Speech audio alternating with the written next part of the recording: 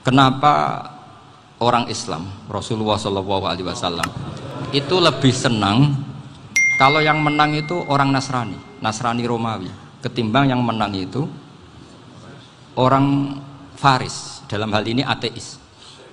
Karena orang ateis itu lebih ngeri bersanad. Saya ini kalah sama beliau itu berkali-kali. Secara nasab saya harus manggil mbah. Secara silsilah ilmu saya juga kalah lagi. Saya sering disewani sama cucu-cucu Syekhona Khalil. Kiai Siddiq itu termasuk murid dekat beliau, Syekhona Khalil. Kalau itu berarti kan Gus Wirjon, Ahmad, terus Mbah Siddiq. Mbah Siddiq ngaji Syekhona Khalil. Syekhona Khalil itu pernah ngaji langsung sama Sayyid Zaini Tahlan. Berarti beliau dari Sayyid Zaini Tahlan itu baru generasi kelima.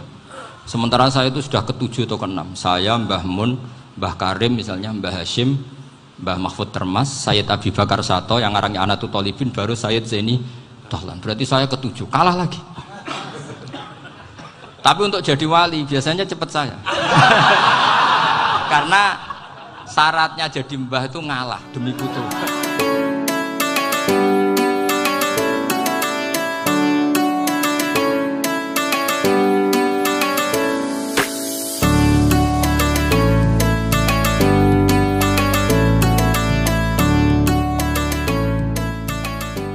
Kenapa orang Islam, Rasulullah SAW itu lebih senang kalau yang menang itu orang Nasrani Romawi, ketimbang yang menang itu orang Faris, dalam hal ini ateis.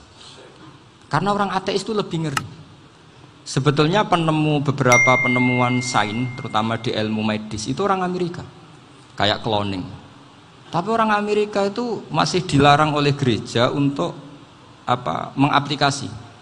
Karena nanti bayi cloning itu dipakai suku cadang. Di Amerika masih ditentang oleh fatwa-fatwa agama, baik Islam maupun Kristen. Tapi di Cina itu dipraktekkan. Karena nggak ada halangan agama. Di Cina itu biasa ada kondom diolah lagi jadi alat-alat aksesoris. Di Amerika tidak ada karena masih ada agama, masih ada larangan. Sehingga orang Islam itu lebih takut kalau yang menang itu Persia, karena terus cara berpikir ternyata Tuhan itu tidak ada, langit nggak ada perannya. Jadi ketika yang menang Nasrani masih berpikir itu pertolongan Tuhan, meskipun mungkin cara mengatakan Tuhan beda dengan kita. Tapi ada satu kesamaan bahwa kekuatan samawi itu ada. Jadi disebut hulibatir rum fi adnal ardi wa hum min ba'di ghalabihim sahlibun. Di sini diterangkan oleh Syekh Nawawi supaya kamu tidak salah paham. Sebetulnya kamu katakan misalnya wah itu paham liberal, sebenarnya saya tidak tersiksa.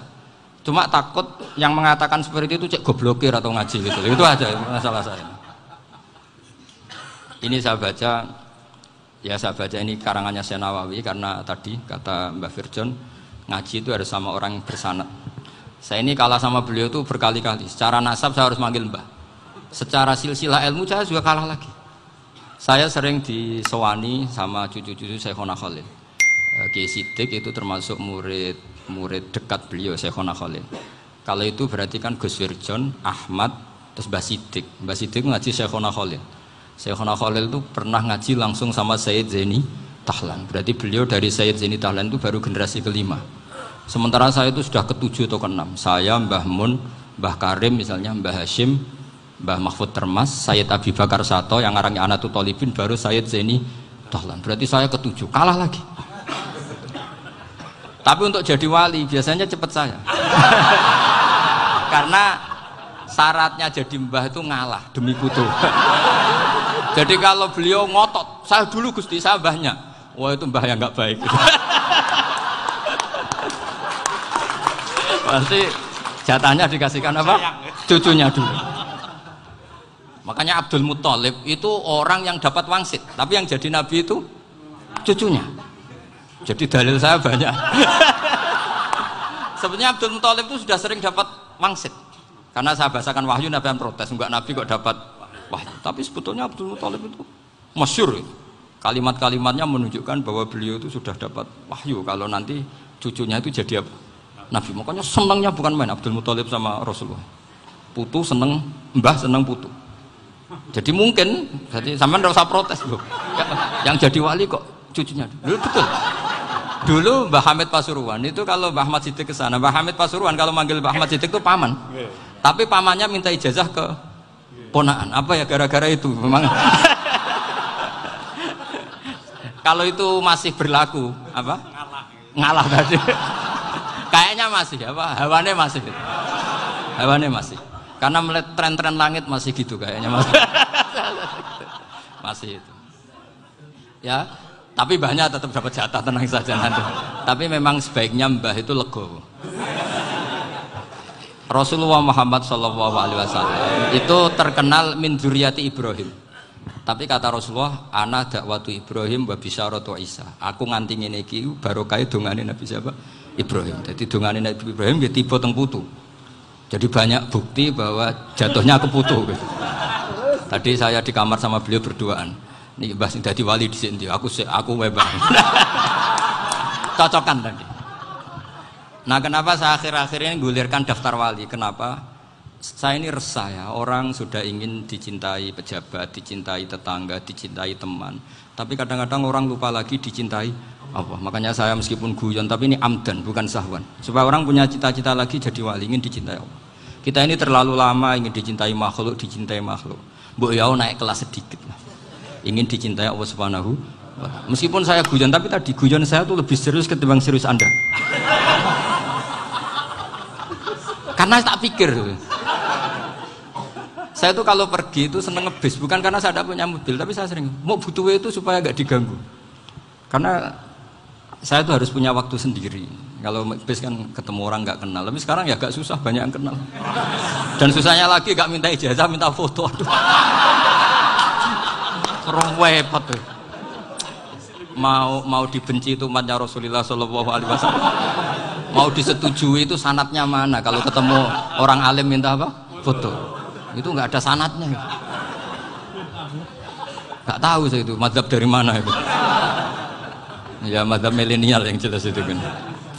Ini tak baca ya biar dapat. Karena ini kenangan saya sama Mbah Ahmad Siddiq. Saya masih ingat betul beliau ngisi hallnya Mbah Abdullah bin Umar, berarti abahnya Mbah Hamid. Karena mbah saya itu Fatimah binti Khalid bin Umar. Kalau Mbah Hamid itu Hamid bin Abdullah bin Umar.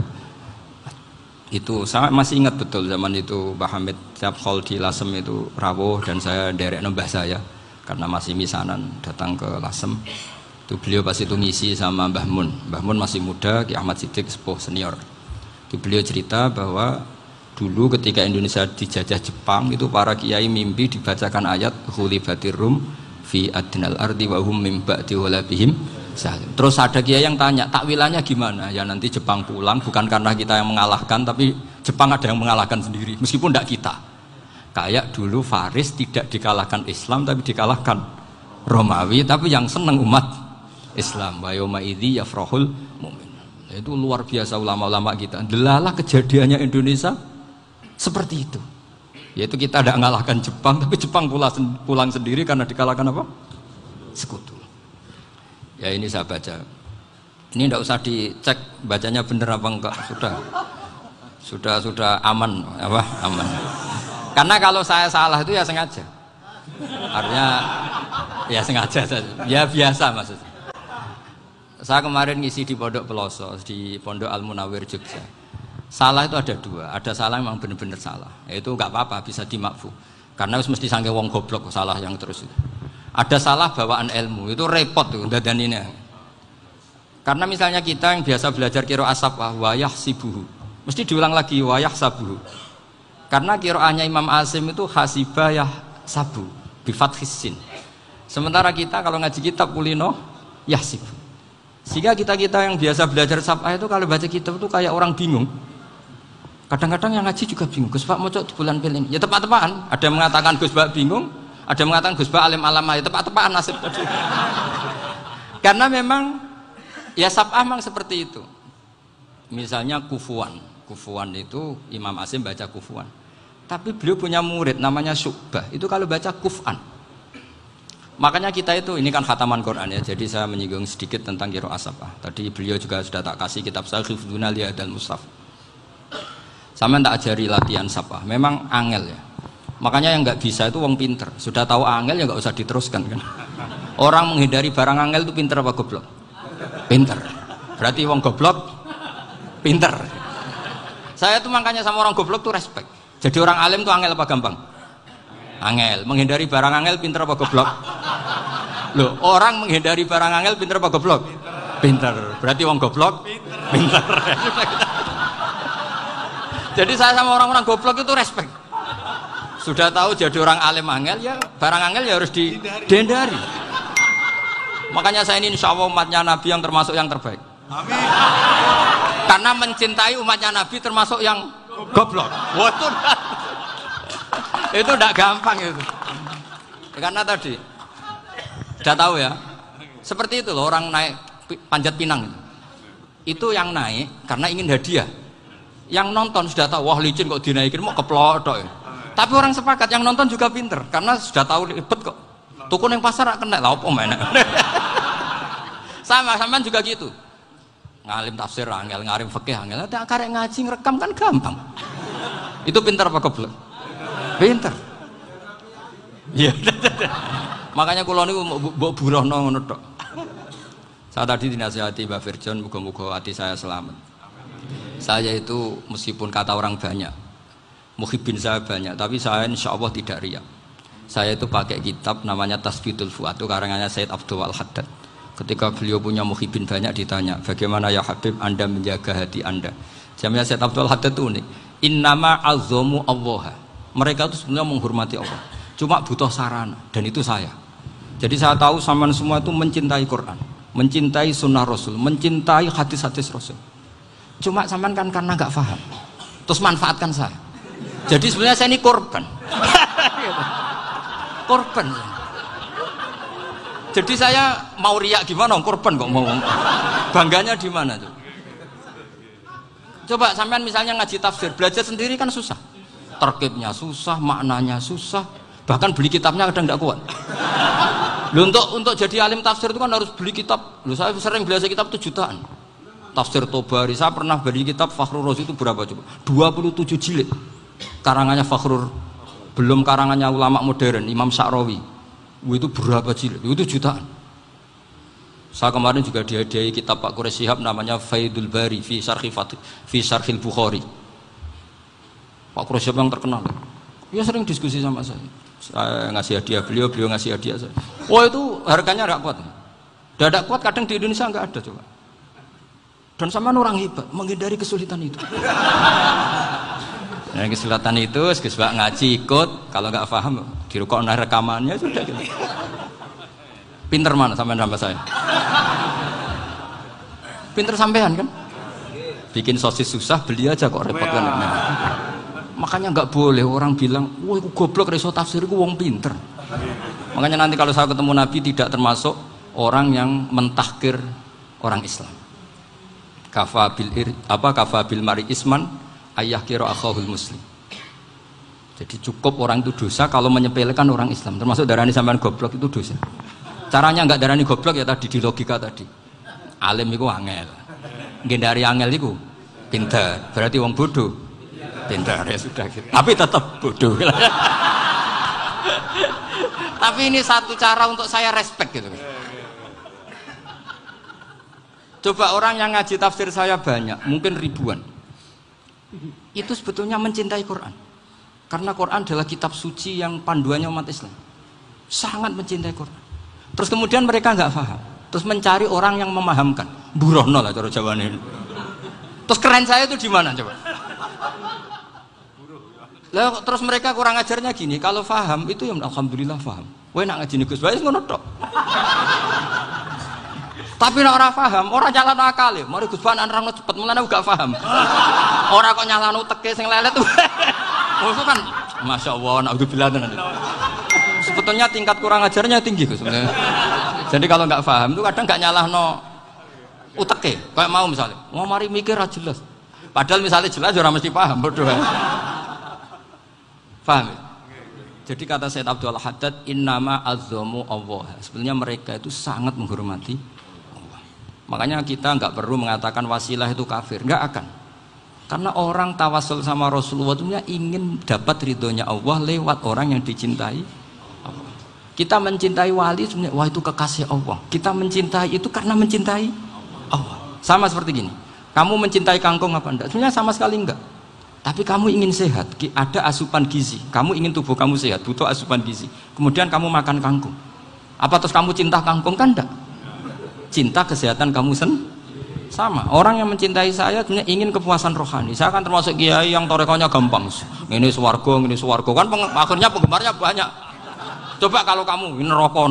Wah, jadi sebetulnya Anda mencintai kepuasan Anda Nah, saya ini korban. Makanya untuk masuk surga cepat saya, korban itu cepat. Da'watul mazlum la turaddu kan gitu. Laisa bainahu wa bainallah hijab. Jadi saya kalau donga langsung seret langit. Karena mazlum. Saya sinau tafsir itu, Mbak, sampean bayangkan ada tafsir itu sudah 27 jilid. Sing ngarang Fakhrul Razi itu bulatnya bukan main. Karena dia ahli filsafat. Bulatnya Masya Allah. Sudah gitu sinau Jalalain kadang dikomen oleh Sawi. Sudah kita percaya Jalalain jebule dibuli Sawi. Percaya Sawi dikandani, "Oh iku Maliki ra Sawi." Oh, ribet. Sudah gitu sinau Qurtubi, sinau tafsir Tabari itu susahnya. Belinya susah, belajarnya susah. Padahal saya punya keluarga, punya istri, punya anak. Bayangkan kalau istri saya rewel kayak istri sampean. Wah itu. Tapi alhamdulillah enggak. Sama sekali enggak. Allah sudah milihkan, wah ini bahaya kalau punya istri rewel. Imam Sibawai itu kitabnya banyak, tapi yang terbukukan hanya kitab Sibawai. Karena beliau kalau sudah belajar lupa istri. Hanya pas beliau di pasar, kitabnya dibakar semua sama istrinya. Karena dianggap saingannya. Ternyata yang dicerai tidak kitabnya, malah istrinya. Itu Imam siapa? Sibawai. Tapi alhamdulillah kitab saya nggak terbakar, aman. Saya teruskan ya. Jadi untuk menjaga riya dilatih innama azzamu Allah. Sebenarnya mereka itu menghormati. Sehingga wasail-wasail itu sebenarnya nggak pernah jadi subjek pelaku utama, enggak. Tetap Allah. Sebab itu kata Sayyid Muhammad, kamu kok mengatakan wasilah itu kafir itu gimana? Ketika innallaha qad ba'atsa lakum taluta malika. Talut itu ya manusia. PD-nya itu apa? Inna ayata mulkihi ayyatiyakumut tabut fihi sakinatum mir rabbikum wa baqiyatum mimma taraka alu Musa wa alu Harun tahmiluhul malaikah. Jadi beliau PD itu kalau bawa sunduk semacam peti sakti, sing di situ ada baqiyatum mimma taraka alu Musa wa alu Harun tahmiluhul malaikah. Ya kayak semacam jimat. Tapi saya bukan mensyariatkan jimat enggak, karena nanti banyak penjual yang pembohong juga gitu loh. Cuma cerita, kamu tidak usah mengatakan kafir. Dulu Tolut PD-nya kalau bawa sunduk semacam peti kesaktian yang di situ ada baqiyatum mimma taraka alu Musa wa alu Harun tahmiluhul malaika. Sehingga Khalid bin Walid meskipun beliau sahabat dan menyaksikan wajah Rasulullah sallallahu alaihi wasallam, itu bawa sya'aratun min sya'aratihi Rasulullah sallallahu alaihi wasallam, bawa rambutnya Nabi. Perang kemana-mana itu diletakkan di pecinya. Nanti sama tanya lagi, masa pakai peci Khalid bin Walid ini? Wah panjang, sampai itu repot. Sampai tak warai ngaji usul fikih. Usul fikih itu kalau ngaji itu ada istilah tangkihul manat. Ini mesti ini wilayah yang kita bisa berdebat sama Mbah Firjon. Dulu itu musuh saya karena saya makili Anwar, beliau makili Peloso. Tapi tahu-tahu kalah tua terus saya mengundurkan diri. Di fikih itu ada istilah, ada tangkihul manat, ada tahqiqul manat, ada tangkihul manat. Tangkih itu kira-kira gini, lafadz hadis itu dibuang sekian untuk tahu bahwa itu madarul hukmi. Misalnya gini, tak beri contoh paling gampang. Sama harus paham, kalau nggak paham nggak pinter-pinter.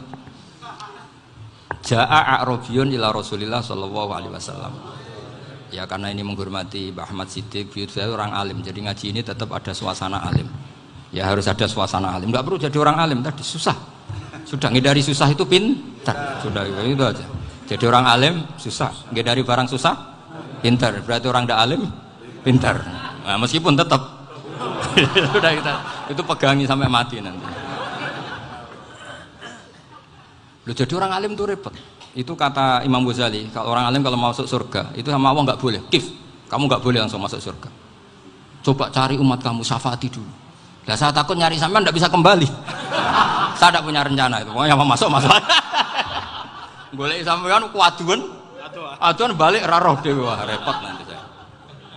Berat jadi orang alim itu berat. Ya saya teruskan ya. Ada tangkihul manat. Ja'a a'rabiyun ila Rasulillah sallallahu alaihi wasallam. Faqala ahlaktu wa ma ahlakaka qal waqatu imraati fi nahari Ramadan. Ya sidang kita, saya ini rusak ya Rasulullah. Kenapa? Karena saya menjima istri saya fi nahari Ramadan. Kata Nabi, kamu harus bayar kafarah. Napa Nabi kafarah? Puasa 2 bulan. Wong baru 1 hari aja terjadi gitu kok disuruh puasa 2 bulan. Ya tidak kuat ya Rasulullah. Baru berapa hari saya puasa aja kecelakaan seperti itu. Apalagi kalau sampai 2 bulan. Tidak ya Rasulullah. Ya sudah kalau gitu kamu pertama ngasih makan apa? Itku rokobah kan pertama merdekakan budak. Tapi kan sekarang nggak ada budak makanya terus sekarang langsung puasa. Wah ini nggak bisa semua. Ya sudah ngasih makan orang 60. Kasihkan siapa ya Rasul? Ya orang fakir. Saya ini paling fakir. Di kampung saya ini orang paling fakir. Jadi mulai dulu orang fakir itu hubungan suami istri itu paling lancar. Mulai dulu. Makanya orang fakir itu anaknya banyak. Karena hiburannya hanya itu. Wong Ramadan aja. Coba mau ke ATM nggak punya uang, mau antri di bank nggak punya, mau apa coba? Itu mulai dulu. Ini sanatnya mutasil. Wah, akhirnya sudah sanksinya kan tadi ya itqu raqabah atau puasa 2 bulan berturut-turut atau ngasih makan 60 orang miskin. Lalu kata ahli usul fikih, kata Arabi dibuang, nggak menjadi catatan hukum. Orang kota pun kalau melakukan itu juga kena sanksi yang sama. Imro'atau juga dibuang. Andai kan itu dilakukan untuk amatnya juga ketentuannya sama. Nah sekarang perdebatan antara Imam Syafi'i dan Imam Malik begini. Sekarang pertanyaan gini, jima istri itu hukumnya boleh apa haram? Boleh kan? Lalu kalau ada orang tanpa udzur kemudian makan siang-siang, cara Imam Malik hukumnya sama, harus kena sanksi yang sama. Karena sama-sama hadku hurmati Ramadan bighairi udzrin syar'iyyin. Sama-sama merusak hukum Ramadan tanpa udzur syar'. Lo jima itu tidak zina. Kan hukumnya jaiz. Nah sekarang makan hukumnya jaiz, harusnya juga kena ketentuan yang sama. Cara pikirannya Imam Malik. Nah alhamdulillah Imam Syafi'i gak setuju. Wah cara setuju repot. Bahkan orang-orang Syafi'i sudah punya khilaf, kalau gitu minum dulu. Iya biar iftarnya pakai minum. Setelah minum baru jima kan. Ini sudah menyiapkan khilafnya. Ini khas Syafi'i ini, bongsong rekayasa hukum. Nanti bisa belajar jauh cara ngakali hukum. Makanya guyonan yang masyhur Gus Dur itu gitu. Ada seorang kiai atau Gus lah, ya punya salah, namanya manusia kan punya salah, entah cangkruk entah apa, pokoknya punya salah. Ada wartawan yang ngiranya semua kiai itu orang suci, sehingga tanya sama Gus Dur, Gus itu ada kiai kok, ya pokoknya salah lah. Tapi jangan bayangkan dosa besar, enggak, kecil-kecil aja. Itu gimana itu? Padahal kiai kan orang suci. Jawabnya Gus Dur lucu. Ya justru yang boleh salah itu para kiai. Kalau kamu nggak boleh. Loh, kok bisa Gus? Karena mereka tahu caranya tobat. Repot. Kalau kamu nggak tahu caranya. Sama pelanggaran hukum itu ya harus pakar-pakar hukum. Itu yang tahu caranya rekayasa. Kalau kamu ya kena pasal kan ya. Jadi kamu jangan niru saya ini punya sekian cara untuk kembali. Nah, itu namanya khilah. Makanya kata Sayyid Muhammad, kamu tidak usah anti khilah. Karena Abu Hanifah itu membolehkan khilah, kitabul khiyal. Yang penting kamu soleh dulu. Setelah soleh nanti Allah maklumi. Soleh dulu, syaratnya soleh dulu. Kalau tidak soleh jangan. Contohnya gini, ada orang mau puasa lemes sekali, mau makan. Gampang. Kalau langsung makan kan kayak hadku hormati Ramadan biwiri udrin syar'iyyin. Aku langsung mau jembera sowan Mbah Firjon. Sudah status saya apa? Musafir. Ya sudah, berangkat aja sampai Tuban makan. Nanti kalau nggak jadi ya nggak apa-apa sudah. Kan mulai pergi sudah musafir. Saya tidak tahu nanti malaikat tertarik gebuki nggak tahu. Tapi itu ada khilafnya. Asal soleh. Karena kata Sayyid Muhammad dan semua kitab mengatakan itu. Kalau sama nggak tahu ya kebablasan. Nabi Ayub, yang nabi yang terkenal Gudiken itu siapa? Ayub ya. Nah, itu yang Israiliyatnya kan seru lah. Gudiken dikukur bek kreweng itu terlalu lah kalau itu. Untuk kreweng konti, ning Arab ora kreweng itu sudah masalah itu. Singkat cerita, Nabi Ayub ketika diasingkan kaumnya itu kan nggak punya sumber makanan. Lah orang lelaki itu mulai dulu egois. Istrinya Nabi Ayub itu cantik sekali, udah cantik, rambutnya bagus. Makanya kamu nggak usah tanya kenapa istrinya Kiai banyak yang cantik. Ya, warasatul anbiya, nggak boleh gitu. Kalau nggak cantik ya warasatul anbiya dari segi balak. Istrinya Nabi itu semuanya cantik. Enggak usah tanya sebabnya apa, pokoknya gitu, semuanya cantik. Singkat cerita, beberapa kali istrinya Nabi Ayub itu kerja demi bisa nafkahi Nabi siapa? Suatu saat itu tidak ada pekerjaan yang cukup untuk beli roti. Satu-satunya peluang dapat rezeki itu putrinya raja itu rambutnya berondoli. Terus ada sayembara siapa yang rambutnya bagus mau dibeli. Sampai rambutnya istrinya Nabi Ayub itu dijual. Nabi Ayub tersinggung karena itu mengurangi kecantikan. Jadi lelaki mulai dulu gitu. Udah nggak urun kalau istrinya nggak cantik itu komplain. Itu khasnya lelaki. Jadi kalau kamu gitu ada sanatnya juga, tenang saja ya. Komplain ya pegawaian itu. Saking mangkelnya Nabi Ayub terus ngendikan la adriban naki mi'ata sautin. Kamu akan saya pukuli dengan mi'ata sautin atau dengan 100 cambuan. Atau mi'ata dikhtin atau mi'ata apalah sesuai konteks zaman itu. Engko namuni pecut tuku konti kok ribet lagi. Singkat cerita akhirnya ketahuan bahwa istrinya menjual itu demi Nabi Ayub. Allah nggak ridho kalau kekasihnya yaitu istrinya Nabi Ayub wis perjuangan kayak gitu malah kena hukuman. Tapi Allah juga nggak ingin kekasihnya yang bernama Ayub melanggar sumpah. Padahal beliau sudah sumpah wallahi demi Allah nanti tak pukul dengan 100 kali. 100 kali dengan lidi lah misalnya, contoh yang gampang tuh lidi. Akhirnya sama Allah dikasih satu solusi. Wa khud biyadika dikhtan fadrib bihi wala tahnas. Ya sudah, lidi itu ikat jumlahnya 100. Terus pukul sekali saja. Anggap saja sudah 100. Iku pangeran sing wari ngakali ngono iku pangeran. Tapi syaratnya soleh. Syaratnya soleh. Jadi kalau kamu anti khilaf berarti anti ajarannya Allah di ayat itu. Wa khud biyadika dikhtan fadrib bihi wala tahnas. Itu dulu ada, ini cerita di Ithaf. Ini cerita terakhir. Ini sudah, sama jangan nama sudah. Terus pengumuman tadi yang nggak pernah sepuh ngutang saya itu haram tadi. Karena tadi saya punya kewajiban di rumah yang bisa menggugurkan ya kewajiban yang lebih besar. Lebih besar itu ya tadi bisa pernah guru, pernah sepuh. Yang jelas nggak umur. Umur sampean menang kabeh itu. Tua-tua serepot itu. Ada raja itu ganteng kaya, senengannya nikah perawan cantik. Oh, itu semua kampung mesti kenal. Mungkin digilir atau gimana pokoknya. Suatu saat ada pemuda suka sama perempuan yang di kampungnya, cantik sekali. Kemudian pemuda ini ternyata pekerja di kerajaan itu. Tiap hari ditanya, "Oh, itu yang di kamu yang cantik siapa? Mau saya nikahin gini." Wah, bahaya ini saingannya raja. Jadi yang dibidik pemuda tadi itu saingannya. Si raja ini orang yang namanya raja kan gengsinya tinggi. Kaifa tankihuha wa qad ra'aitu qad qabbalaha rajulun. Kok mbok nikah piye? Saya itu pernah melihat dicium lelaki. Wah, gak mau. Gak gelem wis kadung ditambung lan waqat qabbalaha rajulun. Saya pernah melihat sendiri qabbalaha rajulun, dicium oleh lelaki. Wah, sudah gak minat raja langsung gak keren. Suatu saat pemuda tadi nikahi perempuan itu. Rajanya marah-marah, kamu lelaki gak punya harga diri gini. Gak punya selera, gak punya harga diri, sudah pernah dicium orang kok tetap dinikah. Terus bilang ke raja, ta'rif manir rajul, lelaki itu siapa? Abuha. Kamu tahu lelaki itu siapa? Sopo? Abuha.